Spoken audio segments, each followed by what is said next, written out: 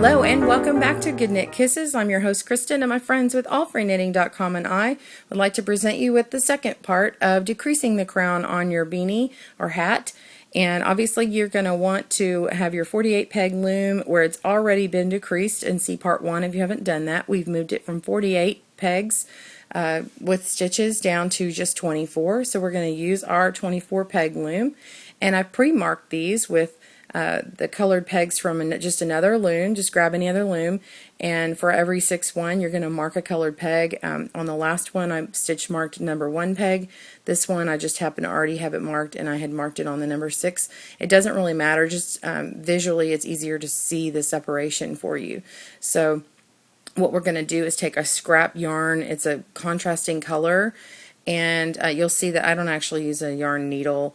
I don't like to thread this big bulky number 6 on there, but I do like to use it. So we are going to take this and weave it through all of our loops. We'll call these our live loops on our loom here. So I'm going to take this and pull it up.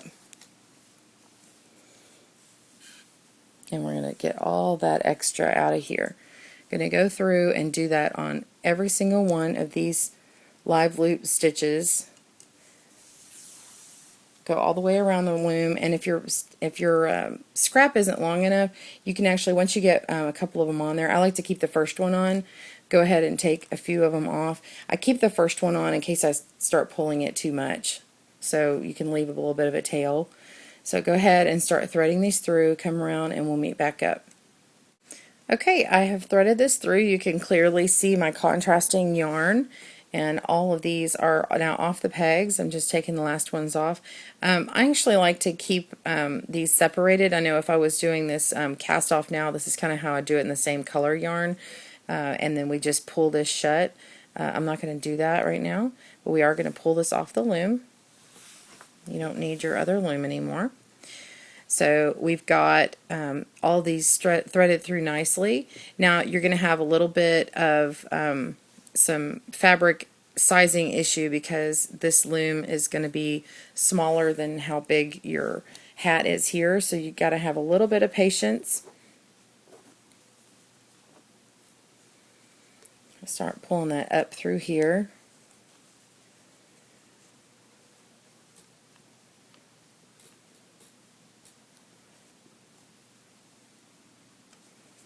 Okay, so I have my first stitch ready for me. Make sure that your working yarn is up and out. Okay, so you're going to pull this up from here, and you're going to go ahead and put your first stitch on, peg there, and put the next one on the number 2 peg, and keep working your way around.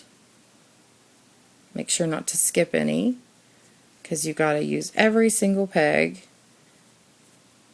And if you find that, say, this is too tight, it's kind of hard to get to, and the way that this yarn is, it's a little more difficult for me. You can pull on your working strand here. Well, I'm calling it your working strand, your contrasting color, and kind of hold back here and push down here and pull up here, and make your loop a little bit more generous so you can pull it out. That's another way to do it, so that you're not having such a hard time. So go all the way around the loom and meet us back up when you've got them all on there.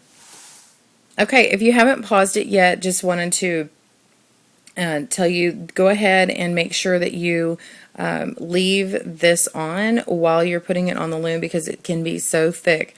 So go ahead and pause it again if you need to, but make sure and leave it on, or else they can pop off. Alright, so we are back. It took me just a few minutes to put that all on there to make sure. I had a couple that were struggling with me. You want to just take your pick and start, take your pick and start pulling this contrasting yarn off. You don't need it anymore. Or your scrap yarn, whatever you want to call it.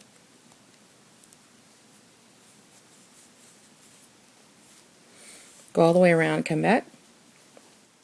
Alright, so we've successfully removed the transferring yarn over, and now we're going to start decreasing as we did in the last video. You're going to take everything over from the one, you're going to take everything over from the 2 peg to the 1, knit over, and then wrap the remaining pegs and come back. So 2 peg to 1, knit over,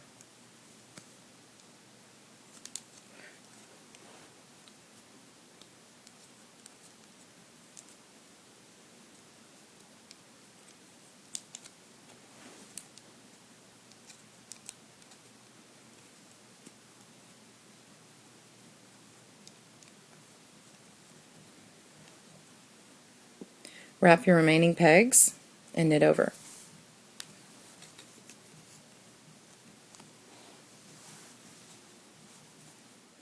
The second step is going from the 4 peg over to the 3, just as you did with the 2 to the 1, and knit over. Go to all 4 sections, wrap them, the remaining pegs, and then meet back up again. We've done that next section, and now we're going to move on to the next step and make the 6, which is the marked peg, over to the 5. Knit over, wrap, and you are almost done.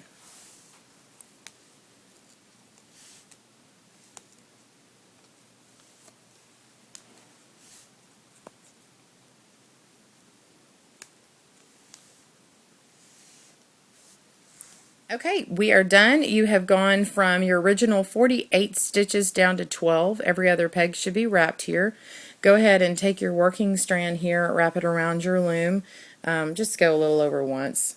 Cut that. You notice this is bent. I think I've been working hard. Okay. Take your working strand and start pulling it up and under here. You don't need a yarn needle. This is so much easier. And then as soon as you get one, you could just pop it off.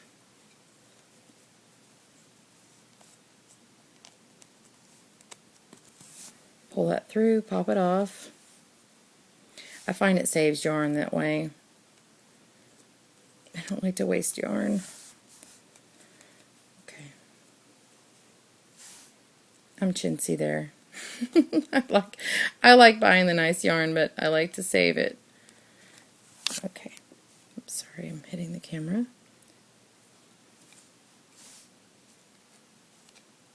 Finish pulling this through, and we'll meet back up. I've taken the last one off. Normally I'd pull through the middle. We're just going to take off the loom this way.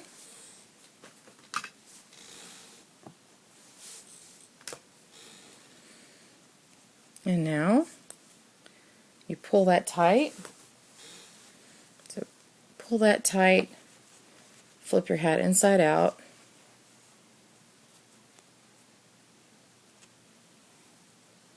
And you can use your crochet hook to pull it through. You can see I actually tied on. I forgot I had cut off too much of my extra yarn earlier. I had to frog it, which you didn't know. Anyway, so that's why I've got this extra piece in here. I tied more on just for that last little bit. So anyway, you pull this through, and then you want to go ahead and make sure it's real tight. Grab one of your loops here, pull that through, and keep it as a loop. And then grab your working yarn and pull it through again, so that way you knot it up. So it's not going anywhere now. You can cut it off, or I like to weave it in a couple more times, and there's a video on how to weave it in, but let's play with the hat for a moment. So now what I've got is my decreased crown. I'm just kind of smoothing it out so you can see it and sort of shaping the hat.